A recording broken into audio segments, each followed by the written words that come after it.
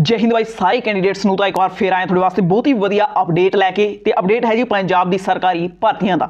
ਕੱਲ ਦੇਰ ਰਾਤ ਪੰਜਾਬ ਰਾਜ ਕਾਰਪੋਰੇਟਿਵ ਬੈਂਕ ਦੇ ਵਿੱਚ ਭਰਤੀਆਂ ਦਾ ਜਿਹੜਾ ਅਨਾਉਂਸਮੈਂਟ ਹੈ ਹੋ ਚੁੱਕਿਆ ਜੀ। 850 ਪਲੱਸ ਪੋਸਟਾਂ ਦਾ ਇੱਥੇ ਅਨਾਉਂਸਮੈਂਟ ਕੀਤਾ ਗਿਆ ਹੈ ਤੇ ਇਹਨਾਂ ਦੇ ਵਿੱਚ ਦੋਸਤੋ ਜਿਹੜੀ ਪੋਸਟਾਂ ਹੈ ਸਭ ਤੋਂ ਵੱਧ ਕਲੈਰੀਕਲ ਪੋਸਟਾਂ ਇੱਥੇ ਅਨਾਉਂਸ ਕੀਤੀ ਗਈ ਹੈ ਜੀ 739। ਉਸ ਤੋਂ ਬਾਅਦ ਮੈਨੇਜਰ ਦੀ 100 ਪੋਸਟਾਂ ਅਨਾਉਂਸ ਕੀਤੀ ਗਈ ਹੈ। ਆਈਟੀ ਆਫੀਸਰ ਦੀ ਪੋਸਟ ਇਸ ਦੇ ਵਿੱਚ ਰਹੇਗੀ, ਨਾਲੇ ਸਟੇਨੋ ਵਾਲੀ ਪੋਸਟਾਂ ਦਾ ਵੀ ਅਨਾਉਂਸਮੈਂਟ ਹੋਇਆ। ਸੋ ਦੋਸਤੋ ਇਸ ਵੀਡੀਓ ਵਿੱਚ ਕਾਫੀ ਕੁਝ ਜਾਣਕਾਰੀ ਇਸ ਭਰਤੀ ਬਾਰੇ ਤੁਹਾਨੂੰ ਪ੍ਰੋਵਾਈਡ ਕਰਵਾਵਾਂਗੇ। ਜੇ ਤੁਸੀਂ ਮਾੜਾ ਮੋਟਾ ਇੰਟਰਸਟ ਰੱਖਦੇ ਹੋ ਤਾਂ ਅੱਜ ਦਾ ਇਹ ਵੀਡੀਓ ਕੰਪਲੀਟ ਦੇਖ ਲਿਓ। ਨਾਲ ਚੈਨਲ ਤੇ ਪਹਿਲੀ ਵਾਰ ਵਿਜ਼ਿਟ ਕਰ ਰਹੇ ਹੋ ਤਾਂ ਸਬਸਕ੍ਰਾਈਬ ਕਰਨ ਤੋਂ ਬਾਅਦ ਬੈਲ ਆਈਕਨ ਆਲ ਤੇ ਪ੍ਰੈਸ ਕਰਕੇ ਛੱਡ ਦਿਓ।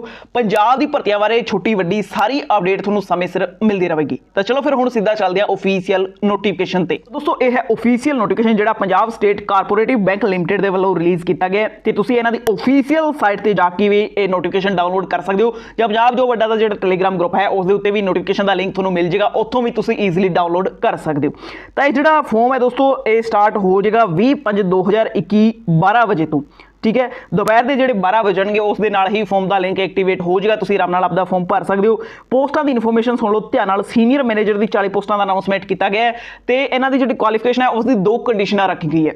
सब तो पहला क्वालिफिकेशन सुनो ध्यान नाल, जे तुसी पोस्ट ग्रेजुएट हो 50% नाल तां भी अप्लाई कर सकते हो, जां तुसी MFC ਜਾਂ MBA 50% नाल पास की तां भी अप्लाई कर सकते हो। ग्रेजुएट हो 55% नाल तां भी अप्लाई कर सकते हो।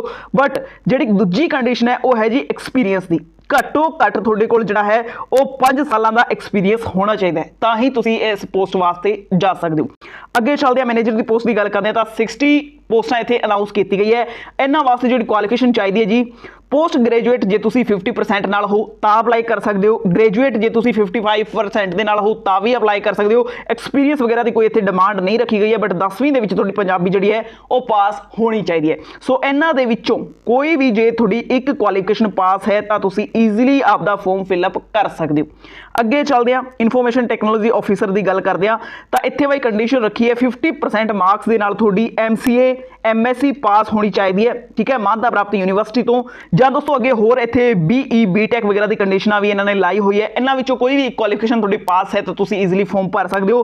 तो 10वीं दे विच भाई पंजाबी इत्थे भी लाजमी होएगी। अगे चलते हैं क्लैरिकल पोस्ट की गल करते हैं तो दोस्तों ये जी clerk cum data entry operator है इसकी 739 पोस्टां का अनाउंसमेंट किया गया तो इसकी क्वालिफिकेशन जी है 3 हिस्सों के डिवाइड है। ध्यान नाल सुनियो, सब तो पहली कंडीशन थोड़ी ग्रेजुएट 2nd डिवीजन के नाल पास होनी चाहिए है। स्ट्रीम भावें कोई भी होए कोई मतलब नहीं है, बस थोड़ी BA जी है वो 2nd डिवीजन के नाल पास होनी चाहिए।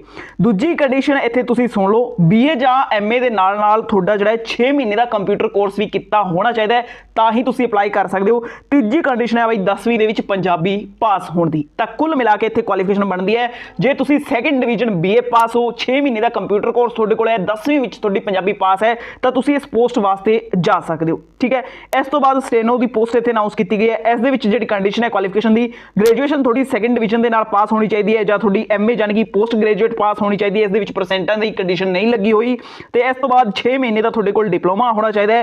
तो तुहाडी जिहड़ी पंजाबी ते अंग्रेजी की टाइपिंग स्पीड है वो तुसीं सुन लो।